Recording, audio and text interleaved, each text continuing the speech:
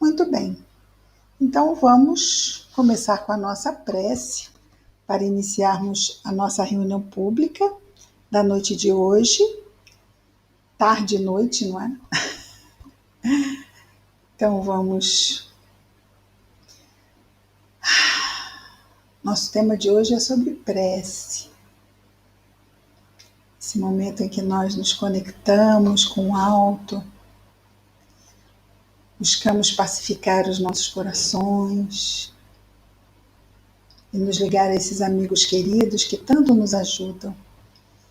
E buscar em Jesus as suas bênçãos tão importantes para as nossas vidas. Querido Jesus, Mestre amado, obrigado, Senhor, por mais este momento, por mais esta oportunidade de aqui estarmos estudando o Teu Evangelho à luz da doutrina espírita. Ajuda-nos, Senhor, em nossos desafios. Abençoa, Senhor, os nossos esforços. A todos nós desta humanidade, Senhor, em especial te pedimos pelos nossos irmãos em sofrimento, aonde quer que se encontrem.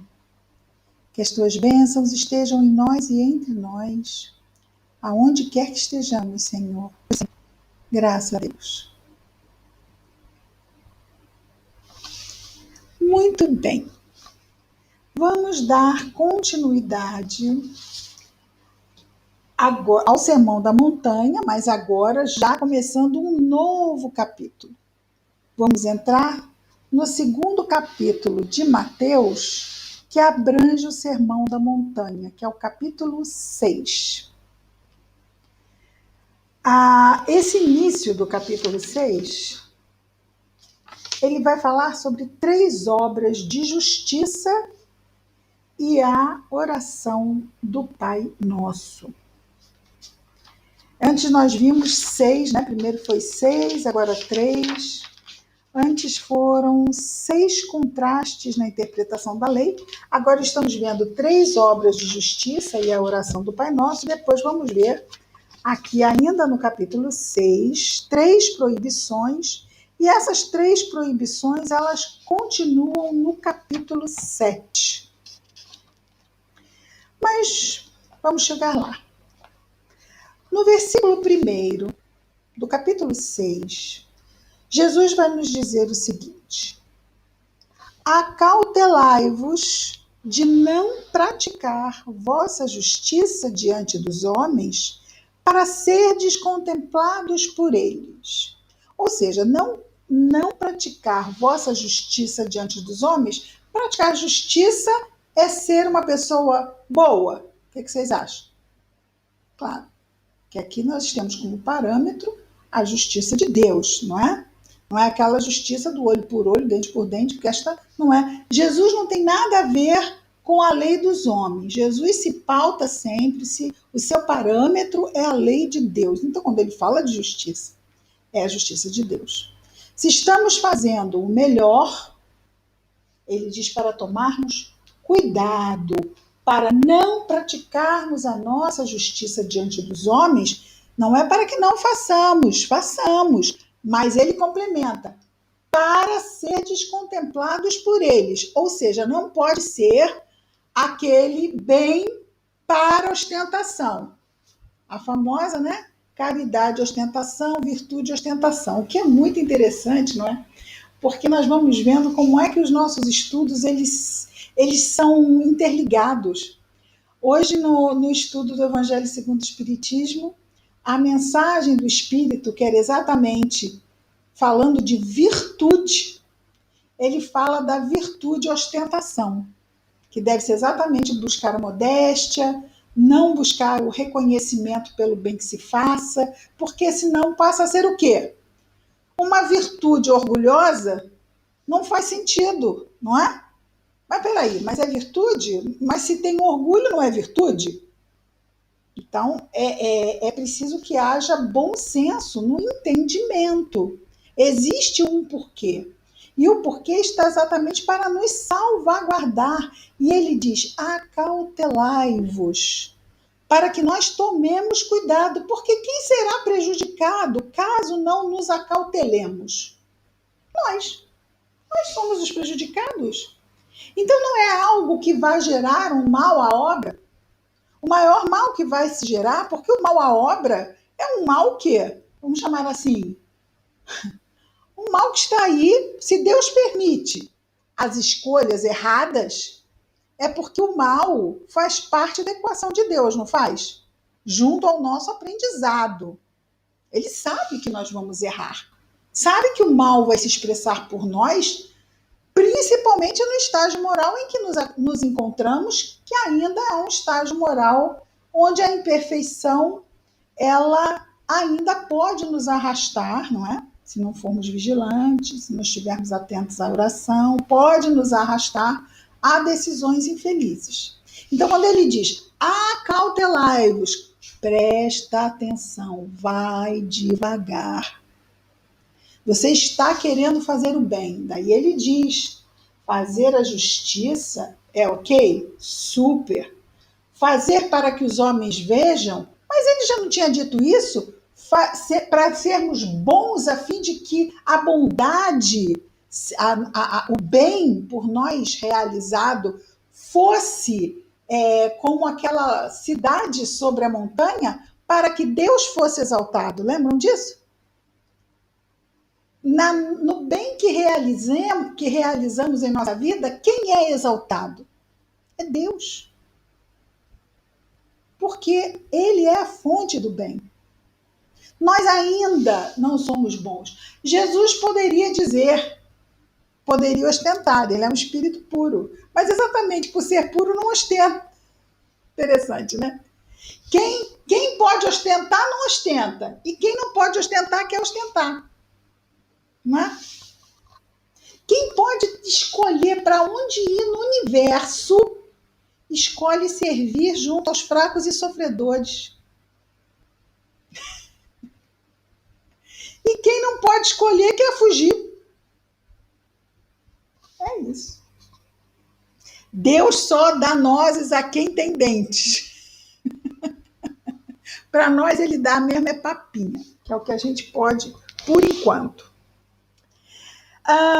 Então, Jesus nos diz, vamos lá fechar esse pensamento aqui. Acautelai-vos de não praticar a vossa justiça diante dos homens para serdes contemplados por ele. Então, isso não é bom. Falta de modéstia, o orgulho está aí coladinho. De outra sorte, ou seja, se for, né, não tendes. De outra sorte, ou seja, fazendo isso, se nós fizermos para sermos contemplados, não teremos recompensa, né? Não tendes recompensa junto ao vosso Pai que está nos céus. Portanto, e aí ele é mestre, né? Professor mesmo. Ele vai e repete para se fazer bem entendido. Portanto, quando deres dádiva, não trombeteis diante de ti, como fazem os hipócritas nas sinagogas e vielas, para serem louvados pelos homens. Aí a gente lembra do óbolo da viúva, né? Que muito espertamente, quem fez o gasofilácio do templo usou metal. Então, metal, quando recebe metal, é aquela barulhada danada. Podia ter usado, sei lá, uma madeira, né, para abafar o som. Não, usou metal. Por quê? Porque a pessoa entrava no templo, jogava aquelas moedas todas e chamava-se a atenção, e as pessoas, obviamente, olhavam para ver quem era aquela pessoa que tinha jogado tantas moedas no gasofilácio, e a pessoa já se sentia, né? Olha como eu sou bom. Então, Jesus vai destacar exatamente aquela viúva, porque eles davam, e muitos ainda dão. Ou podemos dizer, e muitos ainda damos. O que nos sobra? Vamos parar para pensar. A gente costuma dar o que nos falta? Para quem a gente costuma dar o que nos falta? Para filho a gente dá o que nos falta? Dá. Para filho a gente dá, a gente, né? Para filho a gente dá. E para outras pessoas da humanidade que não são consanguíneas, aí já fica mais complicado. Ah, mas olha só, seu vizinho foi seu filho em outra encarnação. Aí a gente responde com o maior sorriso, né? Mas eu não lembro. Pronto, tá resolvido? Eu não lembro. Não tem compromisso. Porque nós ainda somos muito, e é interessante isso, né? Nós somos muito afetivos, né? Muito afetivos no sentido de agimos muito com a emoção. Não vamos usar a afetividade, vamos usar a palavra emocional. Somos muito emocionais. Então, esse elo, né? Meu filho, já vai por aí, né? Faz lembrar alguma coisa, né? Meu. Mas esse espírito não é seu irmão? Não, você não está entendendo. Ele é meu irmão, claro, eu sei disso, eu sou espírita. Meu irmão de humanidade, como qualquer outro, lei de igualdade, tudo tão bonito, mas olha só, é meu filho, é meu filho. E com esses meus e essas minhas, a gente vai desenvolvendo essa capacidade de amar, doando-nos como a viúva, dando do que faria falta a ela. Esse é o tipo de doação que Jesus exalta e que nós já sim fazemos. Já damos do que nos falta. A gente está lembrando aqui de uma cena de um filme, do filme Ghost, em que tem um cheque de 4 milhões de dólares que o espírito obrigou a personagem da Whoopi Goldberg a doar para a caridade. E ela entrega o cheque e a freira segura o cheque, e ela segura o cheque e fica naquela luta. E o espírito gritando com ela: solta o cheque, solta o cheque, solta. Ela solta o cheque, mas ela solta o cheque aborrecida. É muito um retrato ainda nosso. A gente acha engraçado, porque esses somos nós ainda, habitantes do planeta Terra, não está errado. Né? É como você dizer para a criança que está na sala de aula jogando bolinha de papel no coleguinha. Ele tem 8 anos, ele está fazendo isso, você ri. Né? Porque você fala assim, não faz isso, né? Você explica, mas no fundo, aquela guerrinha de bolinha de papel que não machuca ninguém, você até acha engraçado. Então, embora não seja o melhor, as árvores choram porque está estragando papel jogando bolinha, mas não é o melhor, não é o melhor. Mas são crianças de 8 anos. Então a gente entende que é compatível até que isso aconteça.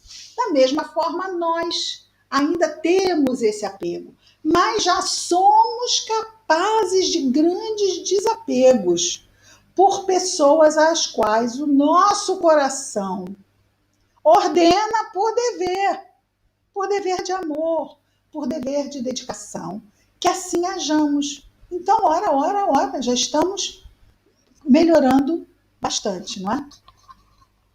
A gente pode pensar, mas os pais sempre fizeram isso pelos filhos.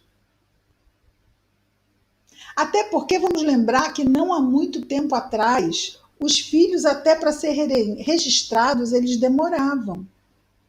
Porque podia ser que não vingasse. Né? A mortalidade infantil era muito alta. Então havia uma proteção natural até mesmo de não se criar vínculo muito facilmente, porque as crianças morriam muito. E não vamos esquecer que na época do descobrimento do Brasil, faz muito tempo isso, gente? Só o quê? 500 anos? 500 anos. Crianças de 7 anos vagavam em Lisboa pelas ruas e eram levadas assim, ó, para os navios, para o trabalho mais pesado dos navios, eram eles que faziam. Assim era a infância antigamente. Chico Xavier nasceu em 1910. Com quantos anos Chico Xavier começou a trabalhar numa fábrica, vocês sabem? Façam com a mão, podem fazer com a mão. Com quantos anos ele começou a trabalhar na fábrica? Porque dá para fazer com a mão.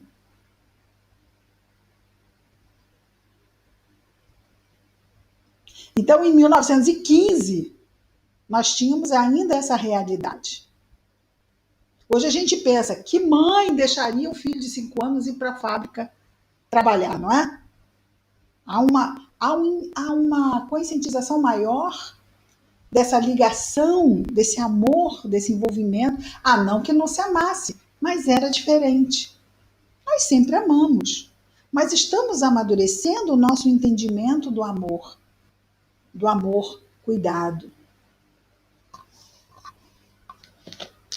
Jesus teve um cuidado conosco, e tem até hoje, mas o cuidado que nós vimos ele ter naqueles 3 anos, que a gente ainda vai levar muito tempo para conseguir entender o nível de cuidado que ele teve conosco. Aqui vejamos que ele começa com muito carinho, nos dando um conselho de cuidado. Ele fala, cautelai-vos. É aquilo assim, dá vontade de pegar um por um, sentar e dizer assim, faz isso não. Ó, pensa aí, não faz isso não, olha só. Você está atirando no próprio pé, não faz isso não. Eu te amo tanto. Não é assim que a gente faz com o filho que a gente ama? Eu te amo tanto, não faz isso não, não se compromete desse jeito.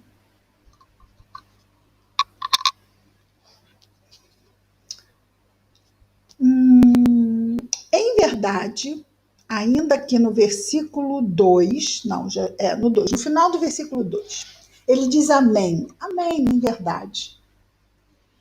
Em verdade vos digo que estão recebendo vossa recompensa. Então, na medida em que alguém faz o bem e é louvado pelo bem que faz por outros, já está recebendo a paga já. Sai feliz, satisfeito e saia mesmo, porque vai ficar por aí. Depois não adianta, né? Ao chegar ao mundo espiritual, olha, eu trouxe tudo anotado do bem que eu fiz. Aí o anjo lá pega e fala assim, ó, sobre isso aqui, tá vendo assim, pago, pago, pago. Você já recebeu? E eu recebi, recebeu. A placa lá na fundação do não sei quê, que você foi lá, feliz, apareceu nas colunas, né? Os méritos de câmaras e todos esses destaques pela pessoa maravilhosa de tanto bem que você fez. Tá aí. Aí a gente pensa assim, a gente deve recusar? O que vocês acham? É uma coisa interessante. A gente deve recusar? Não. Mas você vai ter oportunidade de ter lugar de fala em qualquer tipo de homenagem, não vai? Porque se alguém está querendo te homenagear, é porque alguém está equivocado, não é isso? Se você diz a um, esse um não vai, primeiro, não vai entender, segundo, não vai replicar. Você pode aceitar, aproveitar a oportunidade para, no seu momento de fala, você esclarecer. E é uma coisa interessante que hoje mesmo nós estávamos assistindo vídeos no YouTube e vimos um vídeo do Chico sendo entrevistado pela Hebe Camargo num Natal desses do passado. E ela diz assim, vejamos o que ela diz para o Chico. A cara do Chico ficou com aquela cara, o cara que estava, a cara ficou com aquele sorriso doce dele. Ele só fazia assim, ela falava e ele fazia assim.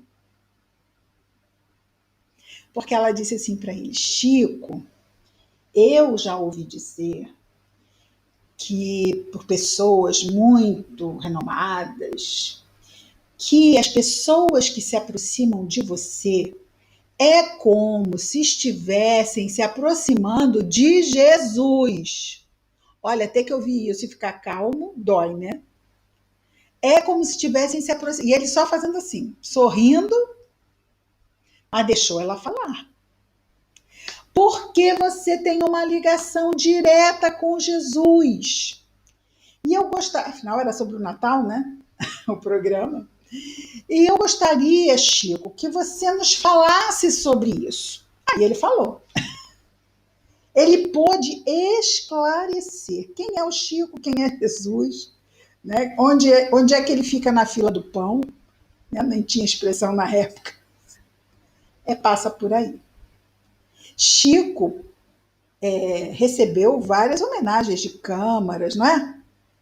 Mas nesse momento, em todos esses momentos, você entra como Até porque o espiritismo ainda é por muitos mal visto. Se você tem uma oportunidade de que a palavra esteja em destaque, você só tem que fazer o quê? Dar o destaque à palavra. Dar o destaque ao dono da palavra. E você se coloca como o quê? Como um instrumento. Porque é isso. Se Chico se coloca como esse instrumento dócil, aliás, tem uma mensagem no Evangelho segundo o Espiritismo, em que o Espírito diz: sede dóceis aos Espíritos do Senhor. Né? Nos colocarmos dóceis, mas conscientes de que estamos sob o seu influxo. Sendo assim, todo o trabalho tem essa marca, e essa marca não é nossa. Então, isso é importante para que a gente não perca a noção, mas mesmo na nossa casa, mesmo quando o trabalho do bem é feito de uma forma doméstica, o bem é o bem, não é isso? Todo o trabalho do bem no mundo, ele é um trabalho que está vinculado às hostes do bem. Faz sentido, não faz? Às vezes a gente talvez até subestime um lar. Um lar é uma oficina valiosíssima de trabalho. Quantos espíritos comprometidos, aonde eles são recebidos? Num lar. Então, um lar, ele é uma oficina de trabalho. Ele não é um grupo casuístico, aleatório, que se forma do nada. Os lares são planejados no mundo espiritual. Ah, então eu falhei porque houve separação. Não, olha só. Um lar não se constrói sozinho, não é? Um lar depende, nem vamos colocar aqui com relação às crianças, não é? Porque as crianças não vão ter a plenitude de seu livre-arbítrio. Mas os adultos vinculados a um lar, eles têm liberdade de escolha. E as coisas só podem seguir mediante o acordo mútuo entre todos. Agora, quando uma situação se desfaz, a nossa revelia, mesmo que sejamos nós mesmos a pedir que seja desfeito, mas por que vamos pedir? Vamos lembrar lá do Livro dos Espíritos. Quando há risco para a vida, melhor é que haja a separação. Mas eles não dizem, a gente sempre destaca, vida física. Eles dizem vida. Então também existe a vida moral, existe a vida psíquica, psicológica, que também deve ser igualmente preservada. Ora, então vamos lá, que as partes interessadas, ou uma ou outra ou ambas, vejam que não podem continuar juntas, isso não quer dizer que o melhor não possa continuar sendo buscado. Agora em outra configuração.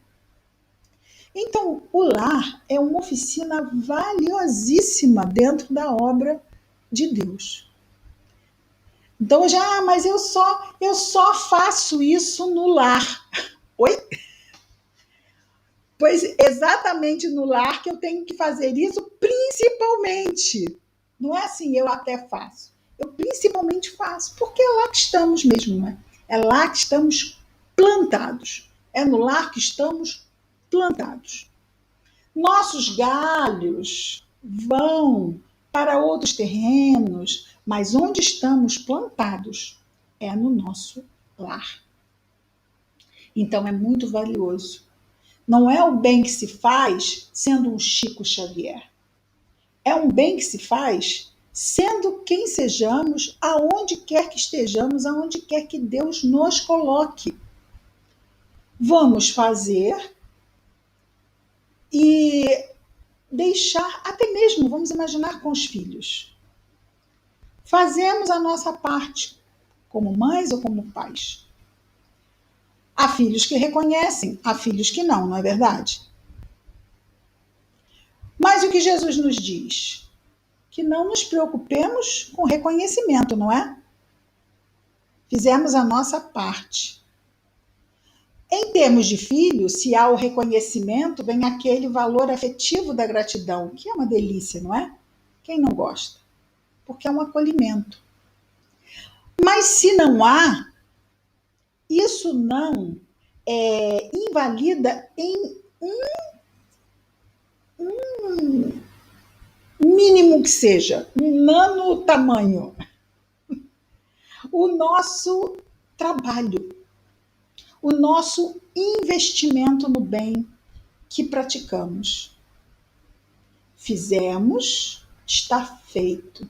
Agradecemos a Deus a oportunidade, pedimos que Deus continue abençoando a todos e vamos seguir confrangidos, ou seja, vamos dizer assim, tá tudo bem, legal. Não, é uma prova. A ingratidão é uma prova, seja de onde ela vem, mas com certeza a ingratidão filial é uma prova bem difícil. Como prova, assim como qualquer outra prova, ela vem para que nós aprendamos alguma lição. Então, aqui nós estamos vendo pessoas que fazem o bem e buscam o reconhecimento, mas existem pessoas que fazem o bem e não o têm. Ok?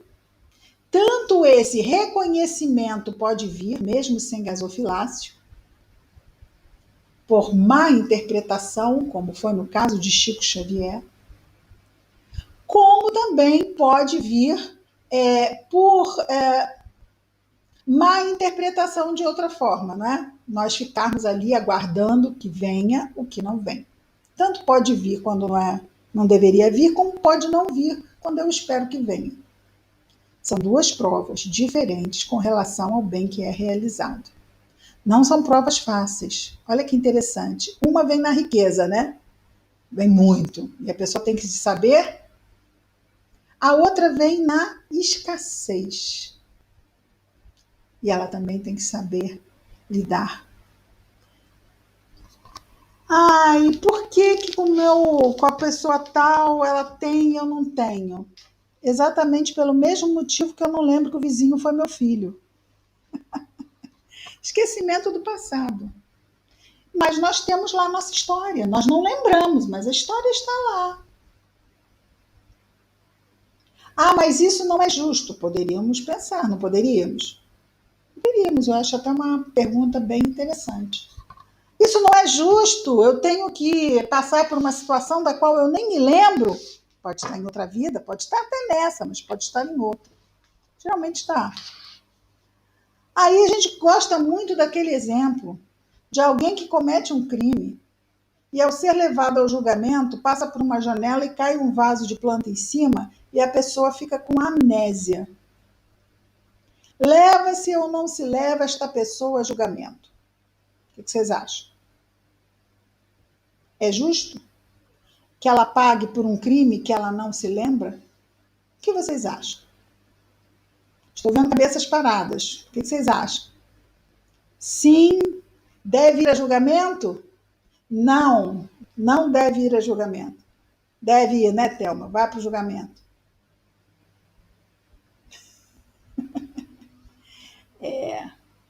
Não lembra. Mas a pessoa que passou pela dificuldade, lembra. Isso é justiça.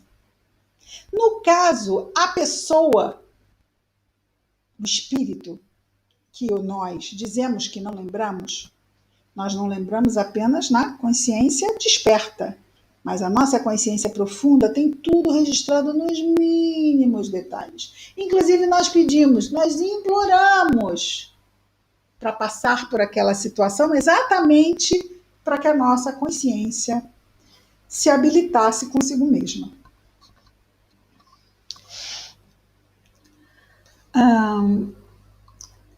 Tu, porém, aquela famosa frase de Jesus, tu, porém, que é um dos capítulos do Evangelho segundo o Espiritismo, tu, porém, quando deres dádiva, não saiba a tua mão esquerda o que faz a tua mão direita.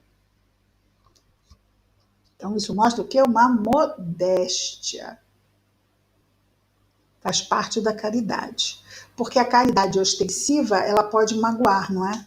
A pessoa pode se sentir humilhada em receber daquela pessoa que está se achando. Olha, eu estou aqui, acabei de ajudar esta família miserável, dei um bujão de gás. Olha quanto mérito, né? A pessoa lá se sentindo envergonhada por aquela caridade. Que caridade é essa? Ah, ele diz: Tu, porém, quando deres dádiva, não saiba a tua esquerda o que faz a tua direita, no caso a mão. Para que a tua esmola em segredo, para que a tua esmola fique em segredo, e teu Pai celestial, claro, que vê no segredo, te recompensará. Mas como virá essa recompensa? Onde está Deus que vê em segredo? Está em nós, na nossa própria consciência. Como virá essa recompensa? Bem-estar, plenitude, melhora vibratória. Olha a recompensa. Estamos nos elevando vibratoriamente. Saímos de lugares, muitas vezes, não muito recomendados, mas podemos voltar para lugares melhores. Quem fez a transferência? Quem carimbou o passaporte? Nós. Nós colocamos lá, escrevemos para onde é que nós vamos. Destino. Quem escreve? Nós escrevemos o destino para onde vamos. Se vamos para lugares que não são tão bons, apenas a nós devemos isso. Se vamos para lugares melhores, deve-se também ao nosso esforço. Deus nos dá porque é em nossa consciência que estão as suas leis.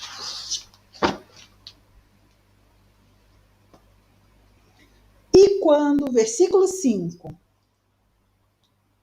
e quando orardes, agora ele vai entrar na oração. Mas por que ele falou isso antes de falar da oração? Porque a oração, vamos lembrar que também muitos oravam em pé nas sinagogas, alto. A oração também era usada como uma qualidade de virtude. Mas era feita em voz alta. Ainda hoje, vejamos, tem pessoas que oram e se envaidecem de suas preces. E tem pessoas que não têm coragem de orar porque não fazem prece como fulano, ciclano, beltrano. Vocês já ouviram falar disso? Mas afinal, o que é prece? É prece ostentação? A pessoa pode fazer uma prece bonita, mas é pela ligação lá dela e do jeito que ela se relaciona com o alto. Uma forma não invalida a outra. O que a gente deve evitar? Bem, aqui é algo importante. A gente deve evitar a comparação. O bichinho ruim que é a comparação. Ah, eu não faço. Por que você não faz? Porque eu não faço igual fulano. Mas alguém te pediu para fazer igual fulano? Ou alguém só te pediu para fazer? Ah, não, só me pediram para fazer, mas olha só, eu não tenho condição de fazer igual fulano. Mas peraí, vamos voltar. Peraí, pensei que já tínhamos passado dessa parte. Alguém te pediu para fazer, mas você não faz igual a fulano. E por isso você não faz nada. Porque você não faz igual a fulano, você não faz nem igual a fulano, nem igual a você mesmo. Porque você não vai descobrir como é a sua forma de fazer. Enquanto você não aceitar que a sua forma não é pior, não é melhor. A nossa forma é diferente. Simples assim. Quando eu comparo, eu costumo dizer o quê? A comparação é, no mínimo, injusta. E, no máximo, cruel. Tanto numa quanto noutra, é inútil. É inútil, não agrega nada, nada, nenhum valor positivo.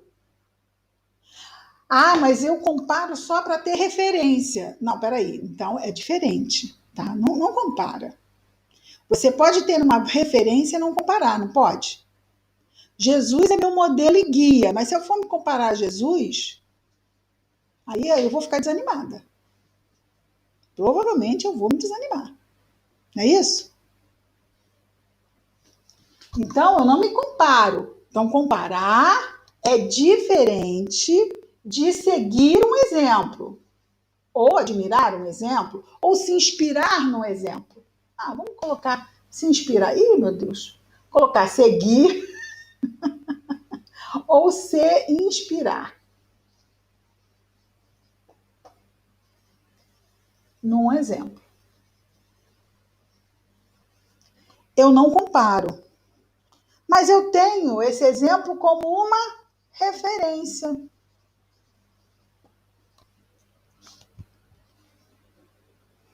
Eu estava comentando com uma amiga que quando eu comecei a frequentar casa espírita, tinha uma expositora que eu adorava vê-la falar. Ela falava de Jesus e ela toda sorria, sabe? Ela se iluminava falando de Jesus. Os olhos dela brilhavam, o sorriso era de orelha a orelha. Quando eu entrei na casa espírita, Jesus para mim era uma figura histórica. Eu não tinha uma ligação emocional com Jesus, que eu via nela. E aquele encantamento dela, e que ela transmitia nesse encantamento falando de Jesus, eu achava maravilhoso. O efeito que ela produzia em mim, o efeito que aquilo era capaz de produzir nas pessoas, aquilo era lindo. E aí eu dizia assim: um dia eu quero sentir Jesus como ela sente. Não igual, é claro, porque ela é ela, né? Mas aquele esforço que você tem usando a pessoa como uma referência, é como você vê um trabalho de um pedreiro colocando o piso e você diz: ah, eu quero ser um pedreiro assim, consciencioso, né? Cuidadoso, limpo, responsável. Se vocês conhecerem um que possa indicar.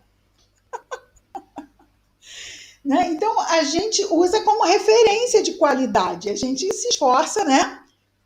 Como parâmetro. Agora, se disser, ah, eu nunca vou conseguir colocar você um pedreiro como o seu Jorge. Eu nunca vou botar nada na vida, vou ser outra coisa. Mas não vou me permitir, porque eu não vou ser igual ao seu Jorge. Seu Jorge é o seu Jorge. E eu não sou o seu Jorge. Como eu não sou Jesus, como um não é o outro. Então, isso é importante, a gente tentar se livrar de referências no sentido de comparação, de ficarmos nos comparando. Mas referências de, poxa, eu vejo lá o esforço de fulano, eu admiro e me inspira para que eu também busque fazer isso na minha vida, como fonte de inspiração. Quanto Chico Xavier não nos inspira a todos? Não é? É uma fonte de inspiração. Ivone do Amaral Pereira, uma fonte de inspiração. O que aquela mulher lutou na vida dela é uma fonte de inspiração. Não uma fonte de comparação.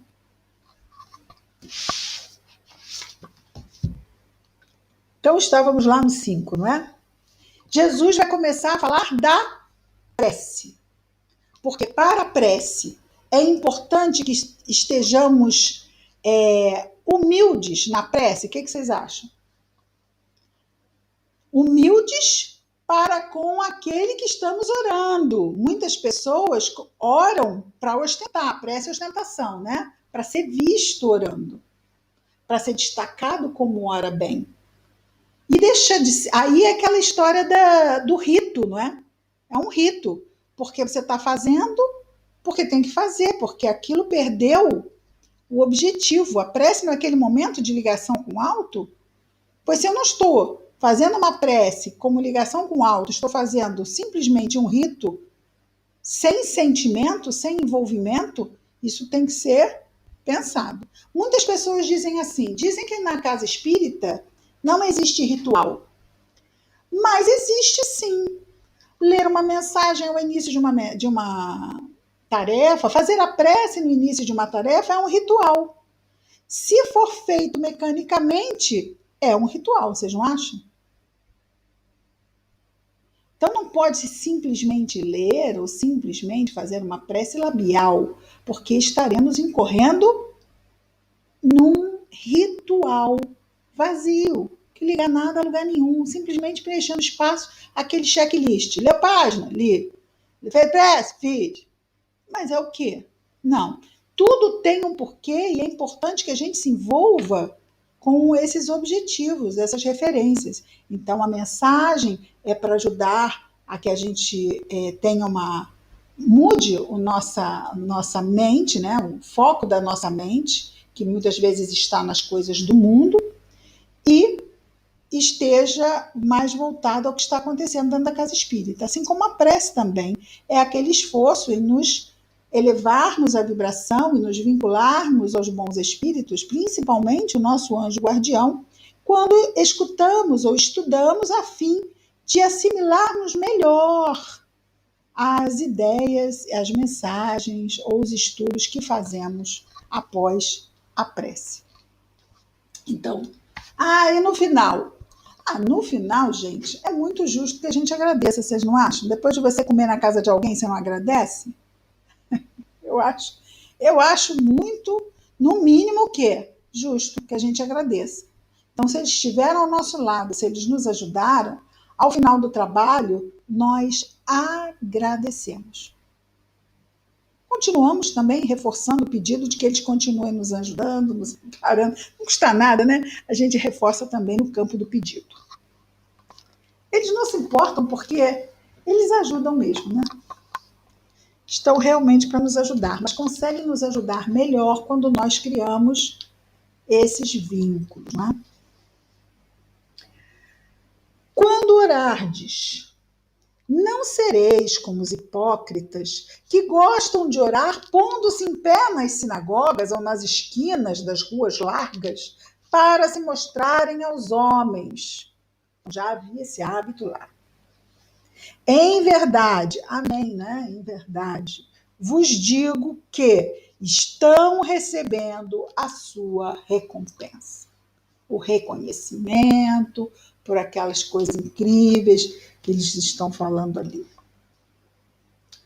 Tu, porém, quando orardes, entra no teu quarto interno e, tendo fechado a porta, ora ao teu pai em segredo, que vê no segredo, te recompensará.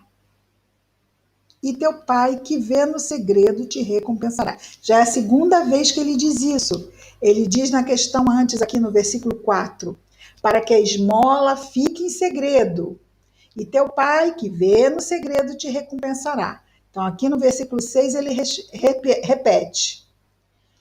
Ora ao teu pai em segredo, e teu pai que vê no segredo te recompensará. Porque muitas vezes os homens, nós, ainda temos a tendência a ter o reconhecimento dos outros e não de Deus. Né? Como se agora está valendo, porque o outro me validou. Mas quem é o outro para me validar? Eu preciso me validar, de acordo com a minha consciência, e a partir daí, Deus. Mas é algo que muitos de nós ainda estamos exercitando. Tu, porém, quando orardes, quer dizer, tu, porém, não façamos então como os hipócritas, que oram alto para serem vistos. Então quer dizer que a gente nunca pode fazer prece em voz alta? Não. Mas fazer prece em voz alta para ser visto. A famosa prece ostentação. Tu, porém, quando orardes, entra no teu quarto interno. Já vimos isso, né? Já vimos isso. Orando, porém, não useis de vãs repetições como os gentios, pois pensam que com palavreado excessivo serão atendidos. Isso serve para os gentios, serve para os judeus e serve também para os espíritas, né? Às vezes nós ouvimos prece que a gente diz assim, gente, a pessoa não sabe o que é prece, porque a pessoa está fazendo uma preleção. Isso acontece muitas vezes em lugares antes ou depois de uma palestra, a pessoa acho que se sente assim muito inspirada pelo tema, e ela faz uma palestra na prece. Em muitas casas não tem, mas pouquíssimas, mas eu já vi isso. Né? Pessoas que aproveitam a oportunidade da prece para fazer uma revisão, às vezes, do estudo que foi feito. Ela como que ela traz de novo os pontos. Gente, orar é louvar, pedir, agradecer. Está lá, a doutrina espírita ensina isso, não ensina? E na prece do Pai Nosso, Jesus traz exatamente essas três partes: o louvor, o pedido e o agradecimento. Por isso ele nos ensina, para que a gente aprenda, não é?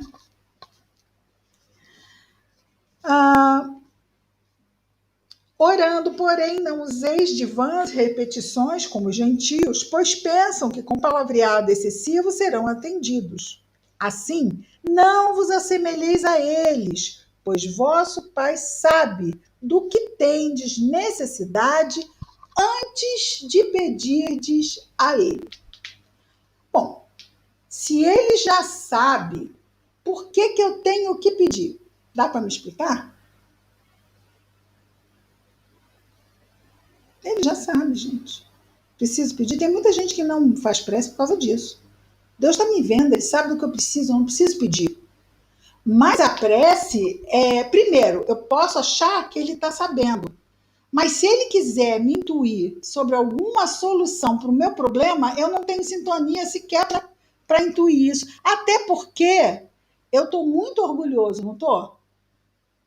Eu não preciso pedir porque Ele sabe o que eu preciso? Oi? Como assim não preciso pedir?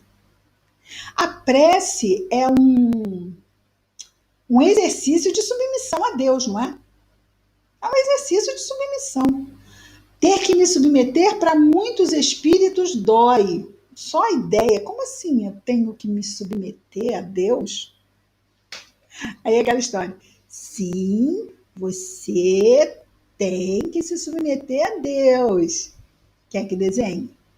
Submissão a Deus, sim. Ser filho, criador, criatura. Ele é que sabe o que é bom para você. Você é uma criança espiritual, talvez um adolescente espiritual. Se isso não nos machuca, e a gente diz, é mesmo. Vou contar outro caso para vocês. Hoje eu estou de casos. Uma vez, vou contar, porque é ilustrativo. Eu aprendi muito com esse caso. Nós passamos por um desemprego há muitos anos atrás, há mais de 20 anos atrás. O nosso marido não, né? Porque não é nosso. Não é nosso, dessa vez é só meu. O meu marido ficou desempregado. E eu tinha exatamente esse pensamento. Deus está vendo que meu marido está desempregado, né, gente? É muito notório. Primeiro mês de desemprego, segundo mês de desemprego, terceiro mês de desemprego, eu me peguei falando isso. Porque uma coisa é você pensar, outra coisa é você se pegar pensando e dizer assim: oi? Isso aí faz sentido? No terceiro mês eu parei para avaliar o que eu pensava. Eu não vou pedir porque Deus sabe o que eu preciso. E eu pensei exatamente isso. Ele sabe o que eu preciso, mas eu tenho que pedir. Porque eu tenho que mostrar que eu sou submissa ao que Ele oferece. Às vezes uma prova vem para nos ensinar coisas muito básicas. E aí, o que fiz eu? Comecei a orar, pedir. Olha, não demorou e veio de uma forma inusitada, né? Porque a providência divina, ela é pródiga em meios de nos atender. E veio o emprego, e nesse emprego meu marido ficou mais de 20 anos.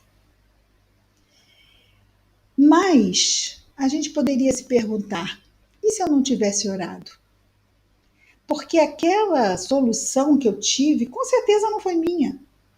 Se eu não tivesse orado, eu não teria tido uma condição de sacar uma ideia, vamos chamar assim, para buscar o emprego que foi. Simplesmente, gente, vendo anúncio de jornal. Só que o tipo de emprego dele não costuma vir em anúncio de jornal, o tipo da profissão dele. E ele falava assim, não vai. Pessoa positiva, né? Tentando ajudar. Não vai resolver nada, porque a minha profissão não se acha em jornal, isso não vai adiantar, isso não vai adiantar. E um dia lá, estava lá ele. Mas quem põe e quem dispõe? Aí essa lição da gente pedir, mas é tal coisa. A gente pede e ele dá. Necessariamente ele não dá o que a gente pede. Né? Você vê só um detalhe. Um detalhe. Porque nós estamos encarnados no mundo de provas e expiações. Então a gente pede e ele dá. E aí a gente deve fazer o quê? Agradecer, pegar e levar e aprender a tirar o máximo daquela situação.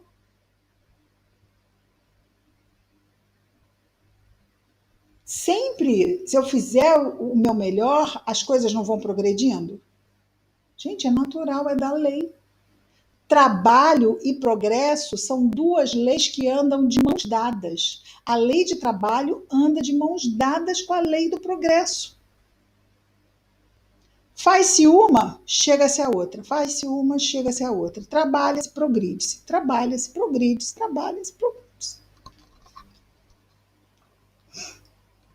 Mas aí a gente trabalha, reclama, se revolta, se desespera, trabalha mais um pouco, aí briga com Deus, reclama mais um pouco.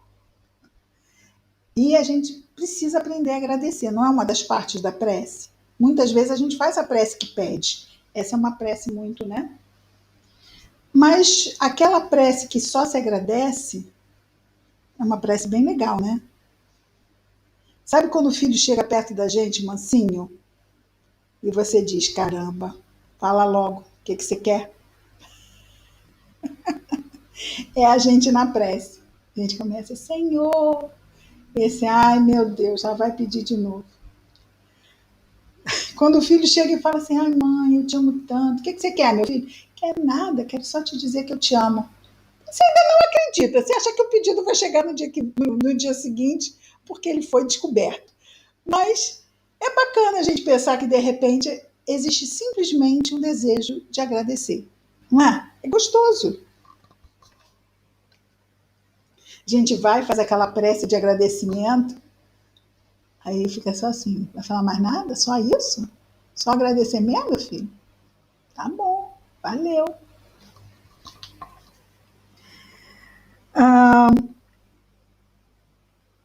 Orando, porém, não useis de vãs repetições, pois pensam, esses que repetem muito, que com palavreado excessivo serão atendidos. É aquela história, será que Deus não entende? Tem que falar muito para entender? Aí, Senhor, explica mais aí que eu não estou entendendo o que você quer. Não, né? Assim não vos assemelheis a eles, pois vosso Pai sabe que tendes necessidade antes de pedir. Mas isso não nos isenta de pedir. Ele sabe, mas é para pedir. Orai, portanto, assim, é claro que nós não vamos entrar na prece do Pai Nosso hoje. Já sabíamos todos disso. Porque queremos aproveitá-la ao máximo. Então, para não cortá-la, seria a maldade. Vamos parar hoje aqui, no final do versículo 8. Hoje vimos do versículo 1 ao versículo 8 do capítulo 6. E na domingo que vem, então, na semana que vem, no domingo que vem, nós daremos, então, continuidade. Vamos fazer a nossa prece de encerramento. Ao final, vamos ligar os microfones para tirarmos as dúvidas, caso haja. Querido Mestre Jesus, obrigado, Senhor, por mais esta oportunidade, pelo amparo que recebemos, pelo nosso anjo guardião. Obrigado, Senhor, pela família, pela saúde, nossa e de todos os nossos irmãos de humanidade, mesmo aqueles que passam pela prova do não ter ou não ter suficiente ou temporariamente esses recursos, Senhor.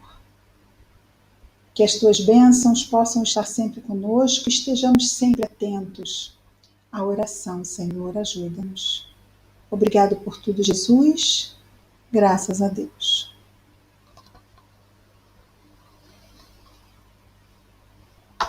Vamos então aqui encerrar a gravação.